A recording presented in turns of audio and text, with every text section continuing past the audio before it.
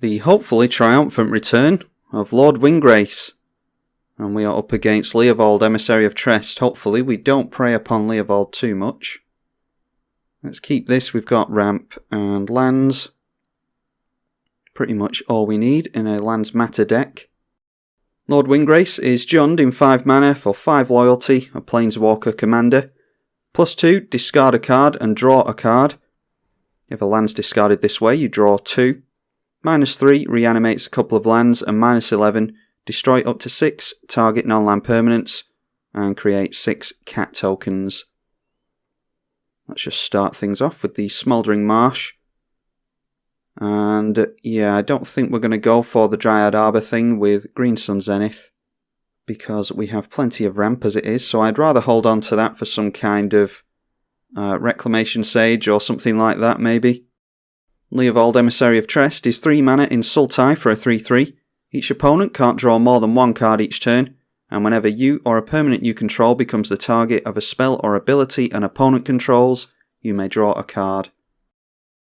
Alright, well we could search for a legendary creature, and that's actually quite tempting because we could go for a Ozar off of that, although it wouldn't really help us if we're just going to drop a land here and then a land next turn, so yeah, scratch that. We'll just go in for a slow rolling of the mana ramp. We'll get down the Felwar Stone. And actually on second thoughts we could go for the Dryad Arbor, couldn't we? We could tap the Felwar Stone for green and then put a single green into Green Sun Zenith. Yeah, well, that'll put us ahead a little bit at least. Let's go Tiger into Felwar Stone then. And that taps for any colour that a land our opponent controls could produce. So let's go for the Green Sun Zenith and just try and get ahead a little bit. Green Sun Zenith searches for a green creature with CMC X. X is 0. So we can search for the 0 CMC card, creature card, that is Dryad Arbor. And that puts us on 5 mana next turn. Search for Azcanta for our opponent, and they decide to ditch a Cabal Coffers. And they don't get into another land, so it looks like Leovold has been preyed on once again. Let's get a real game going. Alright, the real one hopefully. Lord Windgrace versus Yarok the Desecrated. I haven't come across it too much in 1 versus 1, but Yarok is a very, very scary commander. Yeah, let's keep that. And we'll have to get down the Bojuka Bog first, I think. What does Worldly Tutor go for? We could Worldly Tutor into Ramunap and try and get Ramunap and Ozar going together. In which case, yeah, we'll just lead off with Bojuka Bog. If we don't draw into a third land between now and when we actually want to cast the Ramunap, then that could really set us back. Well, it'd set us back a turn, and we don't necessarily want to do that, especially against a very powerful Yarok player. That is 5 mana in Sultai for a 3/5 Death Touch lifelink. If a permanent entering causes a permanent you control to trigger, then it triggers twice. And Field of the Dead being played already. I have included Field of the Dead in this deck. I took out the Thespian Stage and... oh, what's the name of that card? The one that gets the Merit Lage token. I took that combo out of here because I run it in Gitrog, so decided to put a couple of new lands in here. One of which is Field of the Dead, and the other is Lotus Fields, I think it's called. Go for the Worldly Tutor for the Ramunap. And if you haven't seen this deck before, it is Lands Matter, and we can play lots of lands out of the graveyard, so the whole point in this deck is to get as much mana going as possible, as quickly as possible. We'll just have to shock in the Stomping Ground here.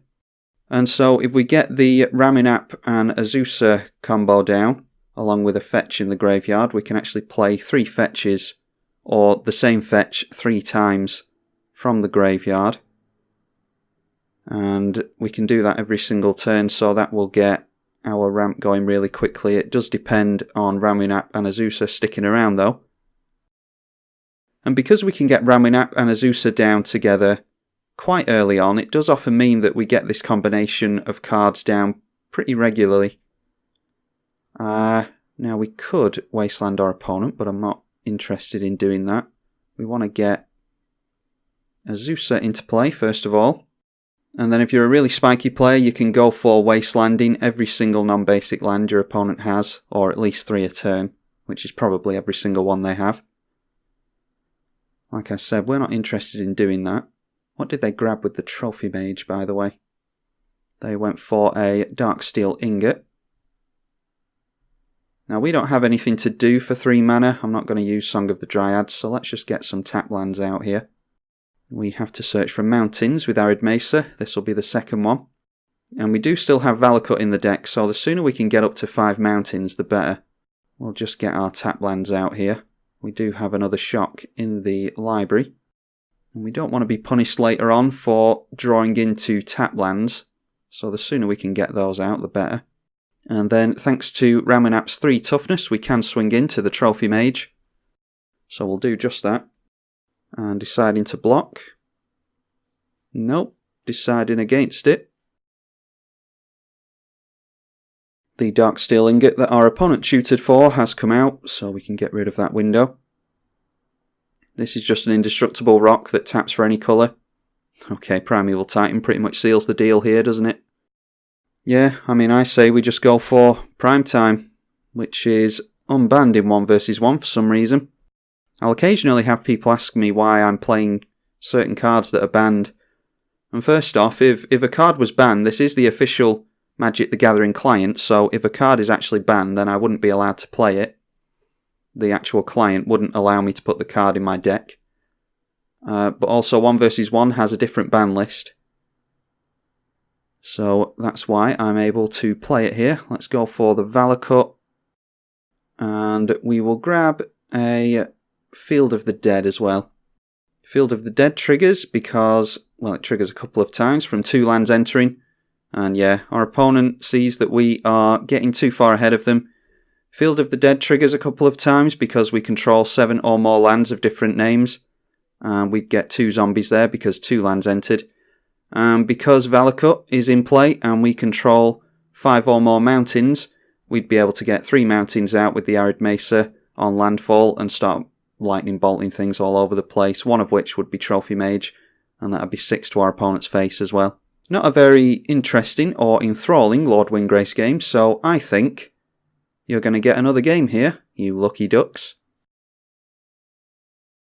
3rd time's a charm apparently, and I don't know if this is the same Leovold player that we took on before, but anyway, Lord Windgrace, and we're up against Leovold, Emissary of Trest again. We are going to have to mulligan that because we've got nothing going on. That is way better. What do we want to get rid of though? I think we just get rid of the basic mountain because the Bayou and Smouldering Marsh is double black. Yeah, we'll have double of every colour if we get rid of the mountain, won't we? So let's get rid of that. And we'll start the game. I'm pretty sure they had a bad river last game, didn't they? Yeah, I don't know if this is the same user, but we did play against Leovold during one of the last games. We get into a mana rock as well, so that's something to do on turn 2.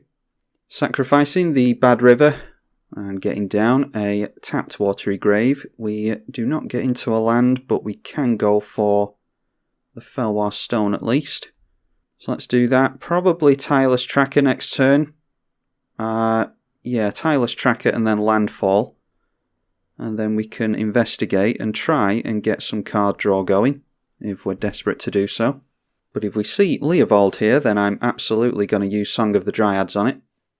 We do, so we can only draw 1 card a turn, as long as that's in play. Oh, that's a shame that that's not a 3 visits or a Nature's Law. Yeah, we're just going to have to go for Song of the Dryads here. Because it may be that our opponent has wheels. And a wheel from Leovold would mean that we discard our entire hand and don't draw any cards. Or if they did it on their turn, we would draw 1 card from a wheel.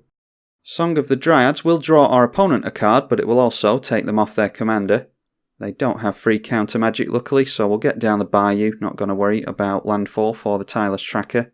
I'm hoping that we draw into a land next turn. But at least we can go for Farseek next turn and get into our 4th land, and then start going for Lord Windgrace perhaps. Getting down a Cryptghast, that will make Swamps tap for an additional black mana, which is Watery Grave and Bayou currently, so they've got a couple of mana from the Bayou if they need it. Alright, there's a land, that's good, so that means we can go for Tireless Tracker and Farseek. And then probably Lord Windgrace the turn after. We will investigate whenever we play a land here. Or it's actually landfall. I don't know why they don't just use the landfall keyword. They probably just got it reserved for Zendikar. But this is whenever a land enters under our control, which is landfall. So, yeah, I don't know why they don't do that. We'll just go for a basic mountain here. There are a couple of lands in the deck that care about basics, so if we can get a couple of those into play, then that would be good. So we've just grabbed ourselves a swamp there, and that means that every land in the deck, minus maybe 1 or 2, will come in untapped. A Hero's Downfall onto the Tireless Tracker. Well, that's better than it going on Lord Windgrace. And we've at least gotten a little bit of value in these clue tokens that we can crack at our leisure. In comes the Cryptghast, and they do still have 5 mana available to them. Okay, Wayward Sawtooth. How do we animate that? It can't attack or block unless we have the City's Blessing, and we need 10 permanents, I think, for that. That's 2, 4, 6, 8, 9, and 10. Does it exclude this? Yeah, so we can swing in and block with Wayward Sawtooth if we get it in. But I think I'd rather go for Lord Windgrace here. Okay, and they're going for mana drain, so they do have counter magic in the deck. That's worth knowing about. So we might have to stem the bleeding a little bit with the Wayward Sawtooth next turn. A Gaunty, Lord of Luxury, gonna look at the top 4 cards of our library and steal one of them. And then they can use mana of any type to cast that as well, and they've got quite a bit of mana from the mana drain still left over, so they should be able to cast whatever they've gone for. Alright, there's the Tooth and Nail. Already come across Tooth and Nail today. And luckily my opponent didn't go for the 1-card combo. But something tells me that a player that plays Leovold may very well go for 1-card combo with Tooth and Nail, so let's see. Well, it's not 1-card combo, but Acidic Slime blows up one of our permanents, and then there's Emrakul, the Promised End. We'll see if those are the 2 cards that come down from our opponent's hand. Or did they not entwine it? Oh, they were just searching for the 2 cards and putting them into their hand, so they're actually looking to hardcast Emrakul. That is 13 mana, so I think we could really do with wiping the board here. And that was our Tooth and Nail, by the way, that they cast. I didn't realise that. It didn't say that it was ours on the stack. Well, Maze of Ith might help us against an Emrakul if that comes out. Let's just crack a clue token and draw again. Sakura Tribe Elder gets us into another land. So we can crack a clue token and go for Sakura Tribe Elder. And the Sylvan Scrying as well. So I say we just go for Sakura Tribe Elder, and we might as well play the Maze of Ith.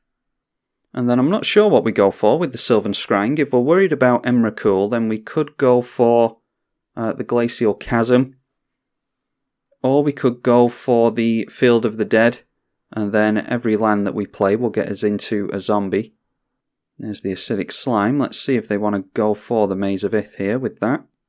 Might have successfully baited the Acidic Slime out of our opponent's hand. Nope, they're just going for the Song of the Dryads. So that brings Leovold back out. And the Search for Azcanta, I was worried about a wheel there from our opponent. They tapped down for blue, so I thought they might have been going for Windfall. Deciding to extort us with the spare mana. So they're up to 32, we are down to 23, and they now have a Search for Azcanta in play.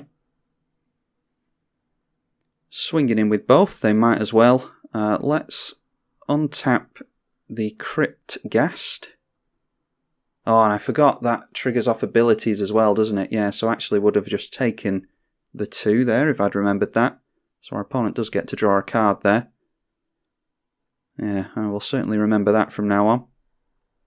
Sakura Tribe Elder blocking there, and we will sacrifice it in response for a forest. Okay, I think we're just on the ramp game here. We haven't really done a whole lot this game, unfortunately. We're just getting into our enablers and none of the actual bombs. So let's go Wayward Swordtooth. Once we get this fetch into the graveyard, it will make Lord Windgrace good by getting the fetches back out.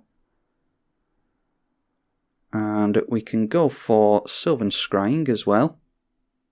And we'll get that, what's it called, Field of the Dead. Or we could just Wasteland our opponent, couldn't we? If they're looking to cast Emrakul, and we are having trouble getting rid of Cryptghast, I think actually the most intelligent play here is Wasteland. So let's go for that. We will try and knock our opponent off blue. And that does target a permanent of our opponent's, so that is yet another Leovold trigger. And then let's just crack the clue token as well. Oh, and we can't draw more than one card each turn, can we? I'm forgetting all about these Leovold effects. I've usually dealt with Leovold by now. So I think what the plan here is to go for either Raminap or Crucible. Hopefully we can get into a tutor of some kind. But if we can get something like that going, we can Wasteland our opponent out of the game. Which isn't something I'd normally like to go for, but they do have Leovold on the table and an Emrakul in hand. A Splendid Reclamation, well, that will get them a couple of lands back. We will just take the hit here. It's only 4 damage. Craterhoof Behemoth doesn't really do anything. Yeah, I think we have to Lord Windgrace. And then let's reanimate a couple of lands, including the Wasteland. So let's just Wasteland their blue again. We might encourage them to grab an island with this if we get rid of the Watery Grave. Again, they're going to draw a card with Leovold. And we've nothing to Vandal Blast. We're struggling on doubling up our mana and getting card draw on the go. So there's nothing else we can do here really. We'll just have to pass over to our opponent. We can recast Lord Windgrace next turn because they are likely going to swing in and take it out. Let's see if they go for a swamp here. Yep, they do go for a blue source, which is good. That means that blowing up the Watery Grave did encourage them to go for blue. A Nexus of Fate, that is an extra turn after this one. So we'll see what their plan is with that. Yeah, we actually want Lord Windgrace to go down here because we may want to recast him and go for the Wasteland again. Getting rid of a Blue Sun Zenith off the top with the Search for counter. They've only got 2 blue mana available to them. And then a Time Spiral. Yep, that's the first wheel of the game, and that means that we, instead of drawing 7 cards, are only going to draw 1. I actually don't like anything that's in our hand, so that actually doesn't matter. That might have been okay to get into had we have still had a graveyard, but we don't, so that is next to useless. And another extra turn card, so it's just a case of hitting F6 and waiting for my opponent to win the game at this point.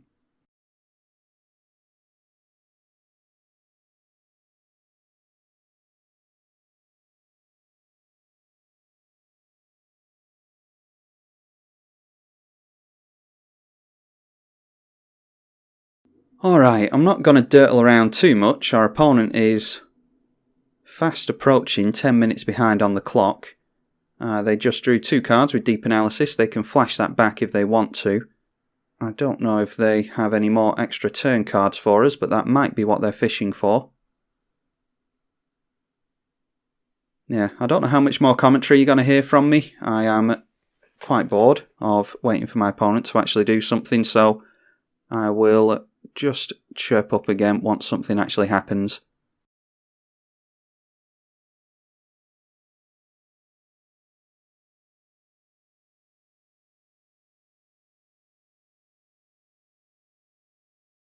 Just deciding to play the Green Warden of Marassa here, and as ever, I am actually going to pay into the Rhystic Study. And Green Warden will bring back the Arid Mesa. We'll get another mountain out with that, although I think we have all the mountains we need for the Vesuva. Not Vesuva, for the Valakut. Alright, we'll just leave it there. F6 again, and see if our opponent actually wants to win the game this time.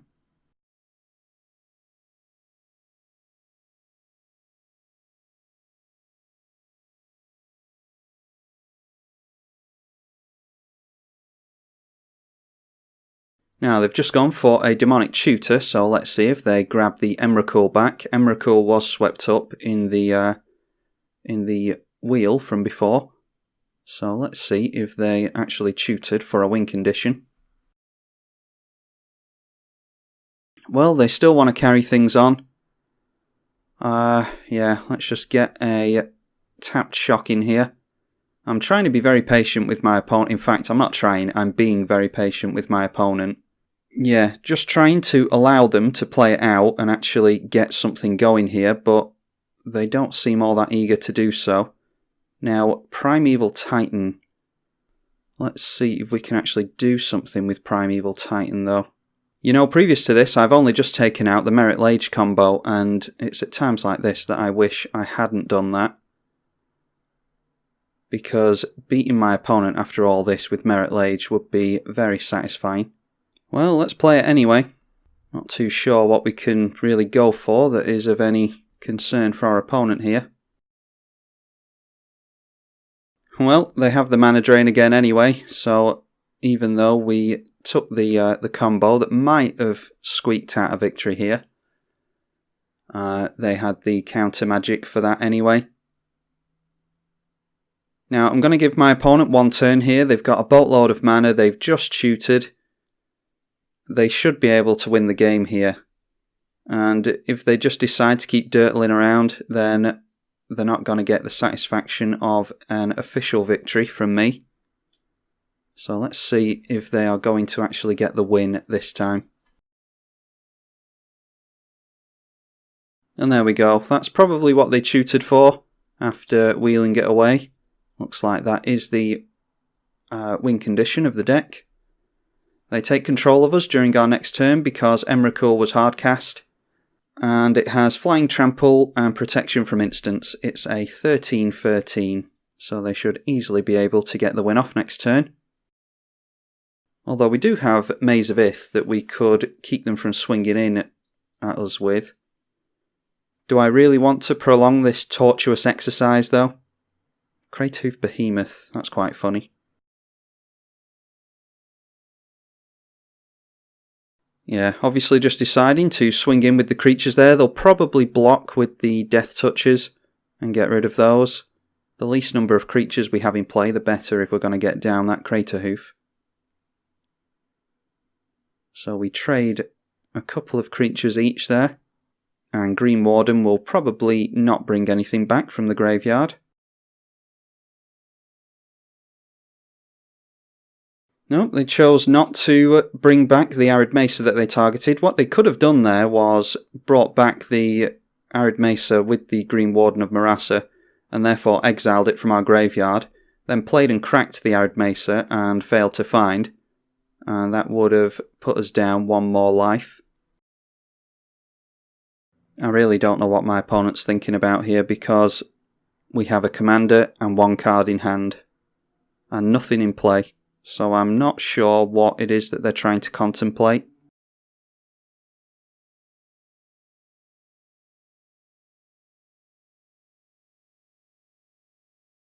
Well, there's a Nissa Vital Force. We can return a permanent from graveyard to hand and go for the Primeval Titan with that. I don't think it's going to do us a whole lot of use, but I am ever defiant to the very end. Let's see if we can get something going here. We've got 1, 2, 3, 4, 5, 6. We're going to have to feed card draw to the Rhystic Study twice.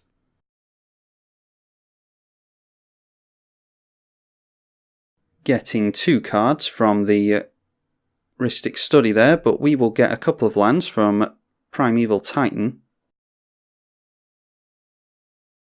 And they have removal for the Primeval Titan in Vraska's Contempt. I mean, they have a full grip, so it was likely that they were always going to have removal, but we do get the tutor at least. Not that we're going to do anything with it. We'll go for Field of the Dead and Valakut. Valakut will trigger on mountains entering, although I don't think we have many mountains left in the deck. That's why Prismatic Omens is in the deck, so that all of our lands count as mountains. Now, Field of the Dead triggers twice because we control 7 or more lands of different names. At this point, I've kind of just given into the fact that my opponent is going to dirtle around, and I'm trying to get into a scenario in which we claw this back from the brink and punish our opponent for messing around too much. I don't think that's going to happen, but I can't help but imagine that if it did, it would just be the greatest comeback of all time, so I'm going to play it out, although my better judgment dictates otherwise. I must just be some kind of sycophant. Activating as counter because they haven't drawn enough cards this game. And they get the Nexus of Fate back. Yeah, the fact that that shuffles back into the library, and it's an instant. I mean, there's a reason Nexus of Fate was worth so much for so long. I actually don't know what it's worth now. Whilst my opponent is dirtling, let me just have a quick look at how much Nexus of Fate is online. It is, it's gone down to about 3 ticks, which is roughly $3 US, so it might actually be time to pick that up now. Are you having my Elder for our opponent? Because, yeah, sure. You having my Elder, why not? All of our opponent's mana, or all of their lands, I should say, tap for 2 now, by the way, because they are all swamps, thanks to the Urborg. And Cryptghast cares about swamps being in play. They go for the crack on that. That's 2 basics and a card draw. I said our opponent was fast approaching, being 10 minutes behind on the clock, and it is official. They are now 10 minutes behind. I've been plenty behind in multiplayer games before, but that's because there's so many moving parts to a multiplayer game. This is a pretty simplistic board state, to be honest. It's 2 creatures on my side and a Maze of Ith. And our opponent has an Emrakul and something that stops anyone from drawing lands. A Putrefy on the Felwar Stone. Yeah, got to get rid of that Felwar Stone. That's God only knows what we'd do with that. We'll feed our opponent a card draw with Emrakul here. Oh, and of course he's got an extra turn after this, hasn't he? Right, so he should just be able to swing in for the victory here, because we have tapped down our Maze of Ith to save the Nissa. I actually tapped down the Maze of Ith to untap Emrakul before I saw that it was going in at Nissa. If we really cared about winning this game, I should have let Nissa die, and then we could have tapped down Maze of Ith to get rid of Emrakul this turn. Although knowing our opponent, they probably have extra turn cards in hand anyway. Alright, well they've definitely got the win here. I am definitely not allowing the Azcanta, the Sunken Ruin, to resolve. That's just ridiculous. Yeah, they revealed a Brainstorm off of that. We are just going to concede the game. And just know that the reason everyone hates Leovold is because of the type of player that tends to run Leovold. It's one thing doing it in EDH where you're trying to get wins out as soon as possible, and that's fair enough, but in formats such as this where it's like competitive casual, dirtling around like our opponent did instead of just going in for the win, that's very disrespectful towards your opponent. It's wasting your own time, but most importantly, and I can't stress this enough, it's wasting my time. That's not a good thing. I don't like my time being wasted. But anyway, it wasn't all down to our opponent. It was a little bit of messing around on my part as well by actually trying to play the game out with Maze of Ith and things like that. But yeah, I don't care what anyone says. Our opponent was really messing around there, and you should really respect your opponent's time and respect the fact that there's another human across the table that has watched you play for the past, half hour, and you haven't actually done anything. And think how boring that must be. It's been edited down for all of you watching, so it shouldn't be too bad for all of you, but I'm just trying to release a bit of propaganda here and reinstill everyone's hatred of Leovold, Emissary of Trest. Got to prey on him once at the beginning, but he preyed on us well and truly at the end of this video. So hopefully you all got some sick enjoyment out of this game with Lord Windgrace. Let me know if you want to see more from Lord Windgrace. I'm tribalkai on the EDH channel. Thank you for watching.